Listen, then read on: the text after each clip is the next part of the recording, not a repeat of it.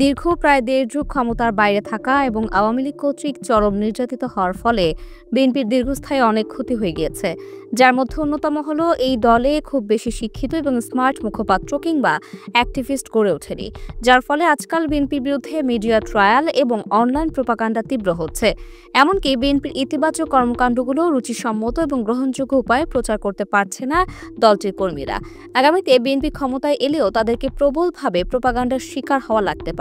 তবে একজন মানুষ এসব বিষয় মোকাবিলায় খুব ভালোভাবে নেতৃত্ব দিতে পারেন। তিনি হলেন তারেক রহমানের উপদেষ্টা ডক্টর মাহদি আমিন। এক দশকেরও বেশি সময় ধরে তারেক রহমানের সান্নিধ্যে থাকা মাহদি আমিনকে গণ্য করা হয় তারেক রহমানের সবচেয়ে আস্থাভাজন ব্যক্তি হিসেবে। অত্যন্ত শিক্ষিত, মার্জিত, রুচিশীল এবং সুস্পষ্ট রাজনৈতিক জ্ঞান রাখা মাহদি আমিন ইতিমধ্যে অনলাইনে বিএনপির গ্রহণযোগ্যতা বাড়িয়ে তুলেছেন। সম্প্রতি সাংবাদিক খালেদ মহিউদ্দিনের টকশোতে মাহদি আমিন অত্যন্ত ধৈর্য ও বিচক্ষণতার সাথে যেভাবে প্রতিটি প্রশ্ন ও অভিযোগ খণ্ডন করেছেন তা প্রশংসিত হচ্ছে সর্বমহলে। মাহদি আমিন বিশ্ববিখ্যাত ক্যামব্রিজ বিশ্ববিদ্যালয় থেকে পিএইচডি এবং এমফিল সম্পন্ন করেছেন।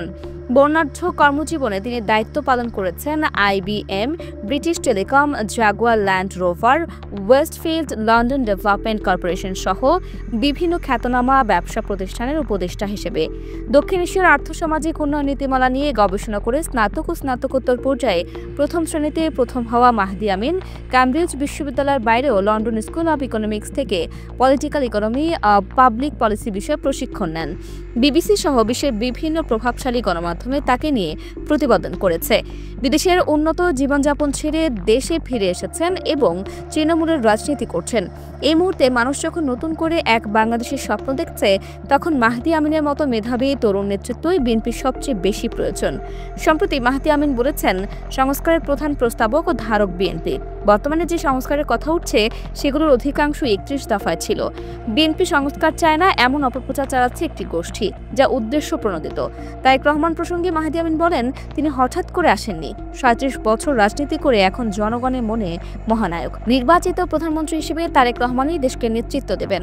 আগামী দিনে মাহদি আমিনও বিএনপির গুরুত্বপূর্ণ কোনো পদের দায়িত্ব পাবেন এমন আশা রাখছেন দলটির শিক্ষিত সমর্থকেরা।